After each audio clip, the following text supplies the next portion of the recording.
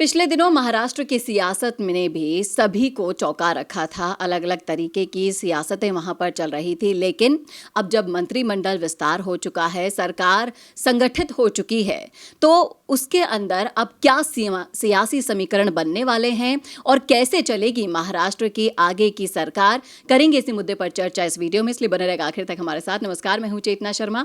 आप देखना शुरू कर चुके हैं संवाद भारत के लिए, और इस मुद्दे पर बातचीत करने के लिए हमारे साथ मौजूद हैं राजस्थान के चाणक्य और पूर्व कैबिनेट मंत्री और शिवसेना सरकार में भी शिवसेना में रहे हुए सदस्य के तौर पर चंद्रराज सिंह विजी सर, अध्यक्ष के तौर पर चंद्रराज सिंह विजी सर। सर, आपका बहुत बहुत स्वागत है। आप जो पूछ रही है उसका जवाब पूरे महाराष्ट्र का वैश्य वर्ग भी जानना चाहेगा, पूरे महाराष्ट्र का उद्योगपति वर्ग भी जानना चाहेगा। धन्य है महाराष्ट्र की जनता को एक नाथ शिंदे को बहुत अधिक महत्व दिया। फडणवीस का महत्व तो होना ही था, मगर एक नाथ शिंदे की सफलता को कम नहीं आंका जा सकता। और इससे बड़ा, बिना सोचे समझे, बिना दबाव के मुख्यमंत्री रहे हुए एक नाथ शिंदे उप मुख्यमंत्री बनने के लिए तैयार हो गए। अच्छा है, उनको सम्मान भी दिया है, फडणवीस ने उनको सम्मान दिया है। फडणवीस ने सम्मान दिया है, उन्हें बढ़िया से बढ़िया डिपार्टमेंट दिए हैं। मैं शिवसेना के बारे में जानता हूँ क्योंकि मैं यहाँ का प्रभारी था, तब एक नाथ शिंदे के संपर्क में आया था। एक नाथ शिंदे के जो मुख्य सलाहकार है आनंदराव अडसुल, जो अटल जी के वक्त में शिवसेना की ओर से राज्य वित्त मंत्री थे भारत सरकार के, और उनका पुत्र अभिजीत अडसुल समझदार, संजीदा, योग्य व्यक्ति है। उनके मन में इस बात का रेस मात्र भी दुख नहीं कि उनका मुख्यमंत्री उप मुख्यमंत्री क्यों बन गया। अब ये फडणवीस पर निर्भर करता है कितना सम्मान देते हैं। हाँ, महाराष्ट्र की राजनीति में मैं एक बात जरूर कहना चाहूँगा कि महाराष्ट्र की राजनीति में जैन समाज को और ज़्यादा महत्व मिलना चाहिए। कम से कम एक राज्य मंत्री जैनों का आना चाहिए। गुजरात के जैन से तो एक का आना अत्यंत आवश्यक है। राजस्थानी जैन तो मंगल प्रभात लोढ़ा आ चुका है, केंद्रीय मंत्रिमंडल है। वो मेरे भूतपूर्व मित्र और आसाम के मुख्य न्यायाधीश गुमामल जी के पुत्र हैं, मैं जानता हूँ। गुमामल जी के मेरे 50 साल के संबंध है। हम दोनों के घर भी एक ही गली में पास थे। लेकिन मैं इतना जरूर चाहूँगा, इस बार फडणवीस और शिंदे मिलकर इस बात को प्रमाणित कर दे कि जो जैनों का अपूर्व समर्थन उन्हें मिला है वह जाया नहीं जाएगा, उसका मूल्य मिलेगा। जैनी उद्योगपतियों को महत्व मिलेगा। राजस्थान के रहने वाली प्रवासी जैनियों का सम्मान बढ़ेगा, उसमें कोई कमी नहीं आएगी। मैं इतना तक जानता हूँ कि बोरीवली जगह में एक जैन चुनाव लड़ता तो जीत सकता था, मगर वो जीत को टिकट नहीं मिला। शिकायत नहीं, उसके बावजूद स्नेहल शाह ने पूरी ताकत के साथ भारतीय जनता पार्टी का समर्थन दिया।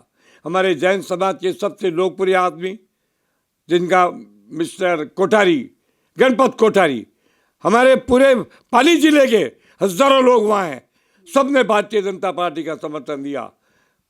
पूरी ताकत के साथ गणपत कोठारी लगा, सारे लोग लगे।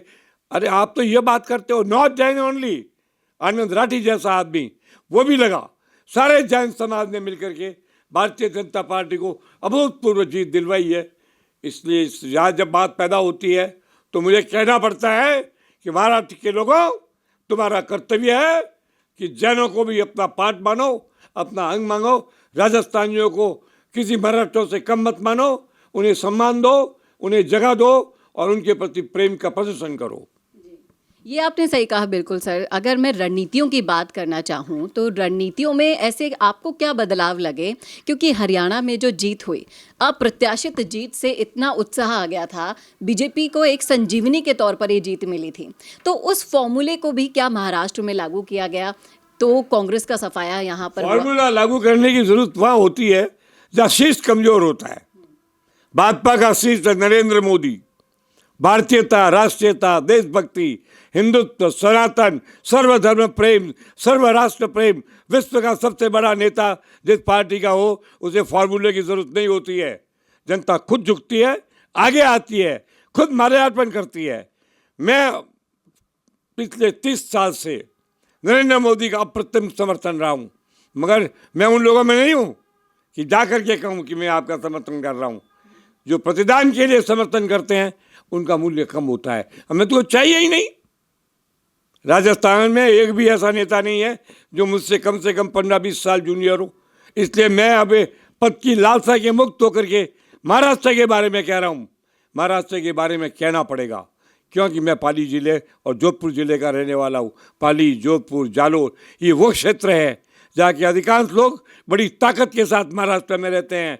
आज महाराष्ट्र के विकास में राजस्थानियों का कितना बड़ा योगदान है।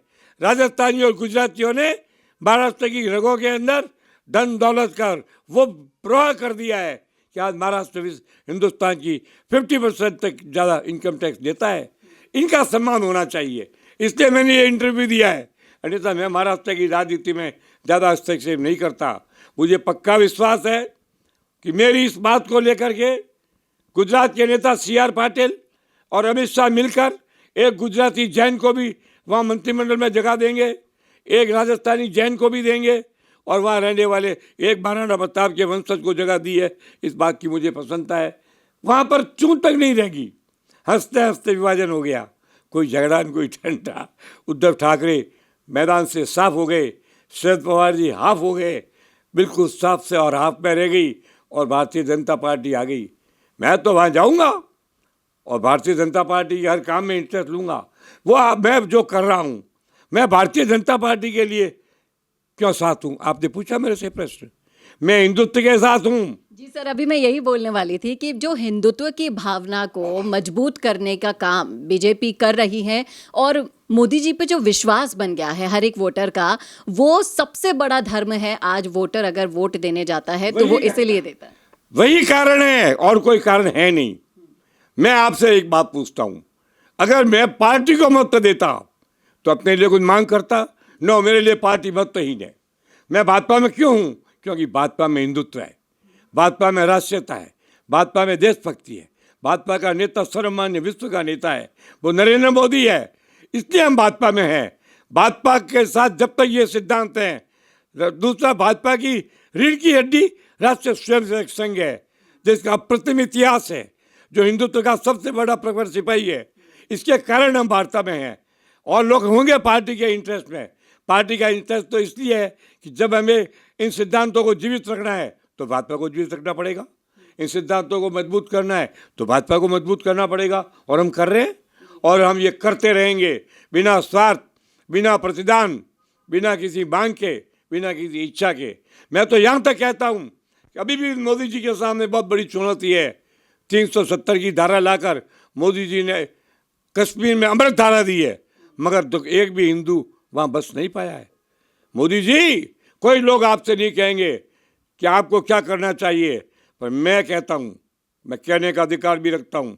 मेरे आपके संबंध कहाँ थे, कैसे थे, आपकी स्थिति में नहीं होंगे, पर मेरी स्थिति में है। आज भी मौका है। कश्मीर में 10 लाख गैर मुसलमान आबादी को बसाना ही जाना चाहिए, हिंदू और ब्राह्मणों को बसाना चाहिए। इसकी कोई मुश्किल काम नहीं है, आपकी दृढ़ इच्छा की कमी है। जिस दिन आप ये दृढ़ इच्छा बना लोगे उस दिन कश्मीर सर्वधर्म स्टेट बन जाएगा। इसका लाभ भी भारतीय जनता पार्टी को होगा, देश को होगा, हिंदुत्व को होगा, राष्ट्रवाद को होगा और पड़ोसी पाकिस्तान की धज्जियां उड़ जाएगी। और सच में जैसा उसे स्वर्ग कहा जा सकता है, वो स्वर्ग असल में वो तस्वीर सामने आएगी जो सर आपने बताया। और हिंदूवादी नीतियों को, संगठनों को बनाने का, उनको बढ़ाने का जो काम बीजेपी और उनको कर रहे हैं, लेकिन जो निस्वार्थ भाव से अपनी सेवाएं देते हैं, बिना बोले आपको आगे बढ़ाते हैं, ऐसी हस्तियां भी बहुत मायने रखती है। सर, आपकी सोच जिस तरीके से आपने यहाँ पे जाहिर की है वो भी काबिल तारीफ़ है और जिस तरीके से आप अपना योगदान दे रहे हैं वो भी काबिल तारीफ़ है। बहुत बहुत शुक्रिया आपका हमसे जुड़ने के लिए, राय देने के लिए, चाहे से महाराष्ट्र का मसला हो या फिर हो कश्मीर का। मैं चाहूँगी हमारे दर्शक इस वीडियो को ज़्यादा से ज़्यादा शेयर करें ताकि ये जानकारियाँ उन जिम्मेदार लोगों तक भी पहुँचे जिनके कानों पर जूं नहीं रहती है, उनके पास ये वीडियोस पहुँचे और इन मुद्दों पर आगे फैसले लिए जाएँ, सोच विचार किया जाए, मनन किया जाए। कैसा लगा आपको वीडियो, बताइएगा कमेंट करके। और इस मुद्दे पर अगर आप भी कोई राय रखना चाहते हैं तो वो भी आप रख सकते हैं कमेंट बॉक्स में। और ऐसे ही वीडियोस के लिए देखते रहिए संवाद भारत का, भारत के लिए। नमस्कार। एक्सपोर्टिंग वीडियोस को नेक्स्ट लेवल पे ले जाना चाहते हो, लेकिन कैसे? कंफ्यूज मत हो।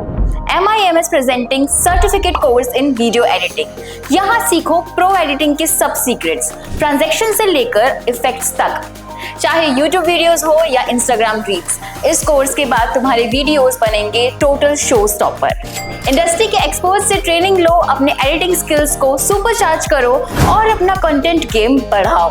तो अभी एनरोल करो certificate course in video editing में और बनो वीडियो की एडिटिंग मास्टर।